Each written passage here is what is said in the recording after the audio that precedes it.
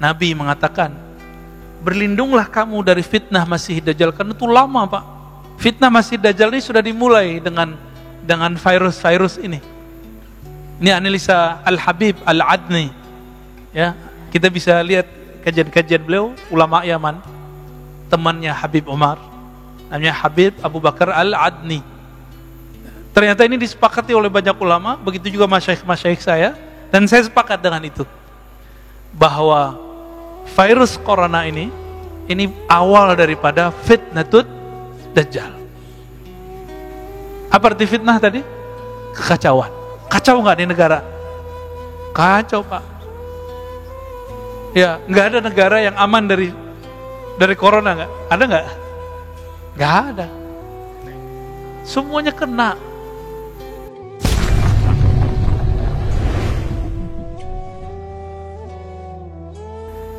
Teman-teman yang melakukan Allah. Lalu Nabi Harun yang jenggotnya panjang, yang sekarang dilestarikan oleh Yahudi Ortodok, ya, berarti bagus dong jenggot ini. Bagus sebenarnya. Itu kemudian ditarik jenggotnya oleh Nabi Musa. Itu ada di surah Al-A'raf itu ya. Apa kemudian kata Nabi Harun? Ya. Wahai Musa, aku diancam bunuh oleh mereka. Wah, memang dari dulu ngancam-ngancam bunuh nih turunan-turunan mereka nih Pak. Ini gayanya begitu. Ayak tulu nih, ya. Mereka ngancamku dengan pembunuhan. Ini gayanya dari dulu. Maka Nabi Harun pun tidak berdaya. Maka Nabi Musa alaihissalam memerintahkan kepada mereka untuk tobatnya dengan bunuh diri. Nah, coba perhatiin. Yang syirik tobatnya bunuh diri. Giliran datang ke Samiri, apa kata beliau? Ma khatbuka ya Samiri. Fama khatbuka ya Samiri. Begitu dalam surat Thaha. Kok giliran ke Samiri ngomongnya lembut-lembut amat? Karena Nabi Musa paham yang punya hak mengalahkan Samiri bukanlah beliau, tapi umat Nabi Muhammad SAW lewat tangan Nabi Isa alaihissalatu wassalam. Oh, berarti siapa yang membunuh Samiri? Nabi Isa. Ini ceritanya di situ Pak. Karena Samiri tahu ajalnya ada di tangan Nabi Isa. Oke, berarti kan? Karena Samiri sadar bahwa ajalnya ada di tangan Nabi Isa, maka dia membuatlah penipuan, konspirasi pertama terhadap Nabi Isa. Itulah terjadi pembunuhan terhadap sosok yang mirip dengan Nabi Isa. Jadi dia nyamar jadi murid Nabi Isa. Kenapa? Karena dia tahu dalam suratan takdir yang diperlihatkan oleh Allah melalui Jibril, yang membunuh kamu nanti adalah Al-Masih Isa. Dia ingin membunuh Nabi Isa karena ingin merubah jalan takdirnya. Itu Pak. Jadi yang coba-coba merubah jalan takdir ya pengikut Samiri. Jangan coba-coba. Mirip-mirip ya. Orang-orang yang menentang jalan takdirnya, inilah Samiri. Berhasil nggak dia? Ketika dia menjebak Nabi Isa, berhasil nggak dia? Dia nggak berhasil. Yang dibunuh, yang disalib siapa? Dalam tradisi kita loh ya, riwayat kita, Yudas Iskariot. Meskipun dalam agama Nasrani itu yang disalib tetap Nabi Isa. Nah itu urusan perbedaan faham lah ya. Namanya beda agama ya, beda faham. Beda mazhab aja beda faham, masa beda agama nggak boleh beda faham ya. Nah ini versi kita loh ya, versi kita. Bahwa Nabi Isa tidak disalib. Nah ayatnya kan jelas ya. Innama syubbiha, sesungguhnya hanya diserupakan dengannya. Diserupakan dengan Nabi Isa. Wa ma salabuhu, mereka tidaklah menyalib Nabi Isa, tapi hanya diserupakan. Nah itu mainannya sih Samiri. Ini otaknya cerdas. Sekelas Nabi Isa bisa dijebak Maka murid Nabi Isa cuma 11. Inilah yang disebut Hawari. Yang mengikuti ajaran Nabi Isa lewat jalur yang 11, ini baru benar. Sampai datang Nabi Muhammad sallallahu alaihi wasallam. Di luar jalur itu bukan ajaran Nabi Isa. Ya. Nabi Isa tidak pernah mengajarkan untuk menyembah dirinya. Dia menyembah Allah Subhanahu wa taala. Itu bisa kita buktikan di kitab-kitab terdahulu dan kitab-kitab yang diturunkan kepada kita. Nabi Isa mengajarkan la ilaha illallah. Kita bisa cek ya. Kitab terdahulu yang berbahasa Arab tulisannya la ilaha illallah. Nabi Isa disunat enggak, Pak? Nabi Isa disunat. Apalagi Nabi Isa sholat. Nabi Isa mirip sekali yang diajarkan Nabi Muhammad sallallahu alaihi wasallam. Tidak berhasil membunuh Nabi Isa. Nabi Isa kemudian diangkat wa rafi'uka ilai. Meskipun ada penafsiran Nabi Isa sudah diwafatkan, inni mutawaffika wa rafi'uka ilayya. Di sini kata kuncinya bahwa mutawaffi, wafat dalam bahasa Arab ada artinya tertidur, ada artinya disempurnakan, ada artinya kematian. Dari mana kita tahu bahwa Nabi Isa di situ tidak diwafatkan dalam arti kematian? Karena ada lafaz setelahnya wa rafi'uka ilayya. Sesungguhnya aku mewafatkan engkau hai Isa dan mengangkat engkau kepadaku. Itulah yang ditemui oleh Sayyidina Muhammad sallallahu alaihi wasallam di langit. Waktu Isra Mi'raj, benar. Ketemu ya? Waktu sholat di Masjidil Aqsa itu beliau juga hadir. Ketika naik ke langit, ketemu lagi Nabi Isa alaihi salatu wassalam.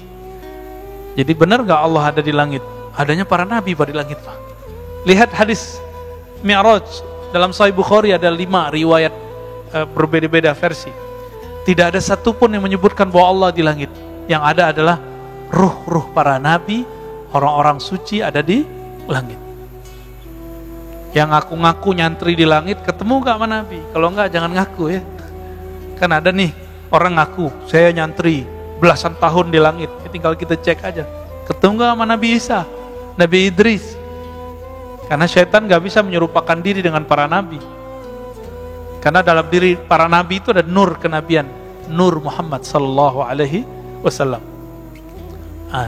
Teman-teman yang melakukan Allah. Lalu apa yang terjadi pada Dajjal ini, Samiri ini? Tiba-tiba hilang aja beritanya, Pak. Dia kira tugas dia selesai karena dia menganggap sudah membunuh Nabi Isa. Ternyata belum. Dapat kabar lah dia belum. Hilanglah riwayat tentang itu. Baru muncul kemudian riwayat Imam Muslim, Tamim Ad-Dari. Dia ini pelaut. Jadi pelaut di zaman Rasulullah. Ini ada beberapa sahabat, salah satunya Tamim Ad-Dari. Tamim Ad-Dari bercerita bahwa beliau terdampar di satu pulau dan ketemu sosok berbulu. Maksudnya pendek, berbulu, keker gitu. Dan dia sedang dirantai. Ada makhluk namanya Jasasa yang membawa dia.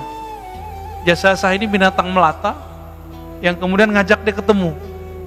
Dilaporkanlah pengalaman itu kepada Nabi dan Nabi membenarkan itulah si Dajjal.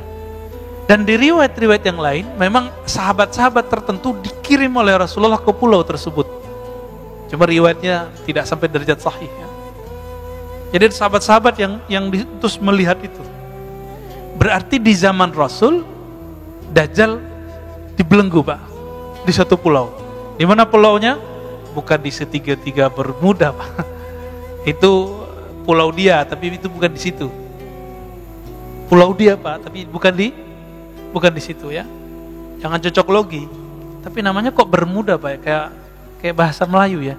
Bermuda.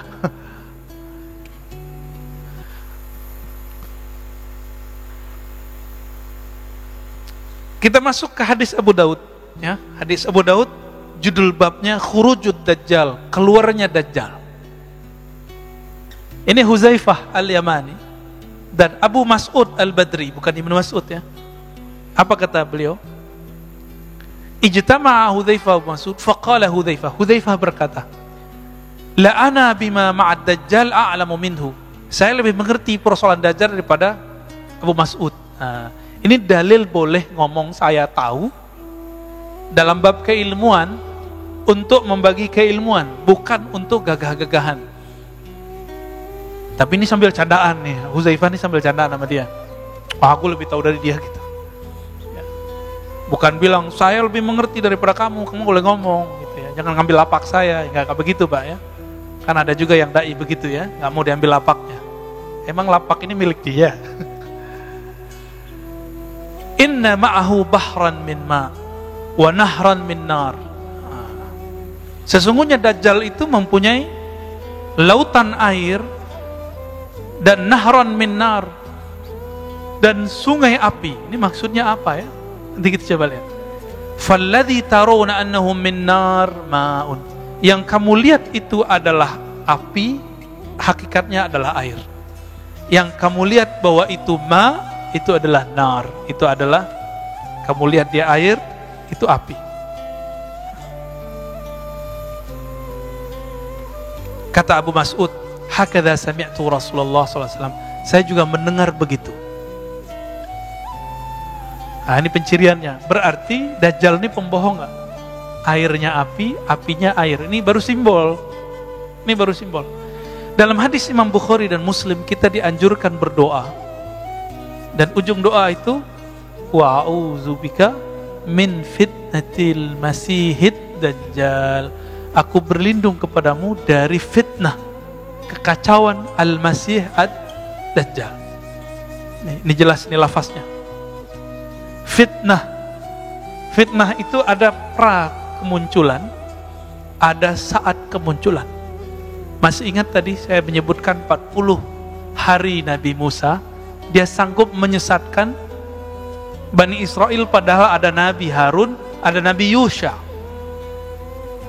Tapi sanggup dia kemudian menyesatkannya. Karena kesaktian dia itu tidak ada pada Nabi Harun. Nabi Harun bukan bertinggal sakti, tapi dia nggak diberi kelebihan itu. Nabi Musa pun tidak boleh mengeksekusi Samiri, Dajjal. Lalu di akhir zaman Nabi mengatakan, berlindunglah kamu dari fitnah Masih Dajjal. Karena itu lama Pak. Fitnah Masih Dajjal ini sudah dimulai dengan virus-virus ini. Ini analisa Al-Habib Al-Adni. Ya, kita bisa lihat kajian-kajian beliau, ulama Yaman, temannya Habib Umar, namanya Habib Abu Bakar Al-Adni. Ternyata ini disepakati oleh banyak ulama, begitu juga masyaikh-masyaikh saya, dan saya sepakat dengan itu. Bahwa virus corona ini awal daripada fitnatut Dajjal. Apa arti fitnah tadi? Kekacauan. Kacau nggak di negara? Kacau Pak. Ya, nggak ada negara yang aman dari corona, nggak? Ada nggak? Nggak ada. Brunei terlagi Pak, semuanya kena. Semoga aja nggak terlalu parah gitu. Semuanya kena, nggak ada negeri kecuali kena semua. Puncaknya nanti ada musibah kelaparan nanti, ya. Ketika negara utang, bayar, beli vaksin, vaksin udah jadi Tuhan sendiri.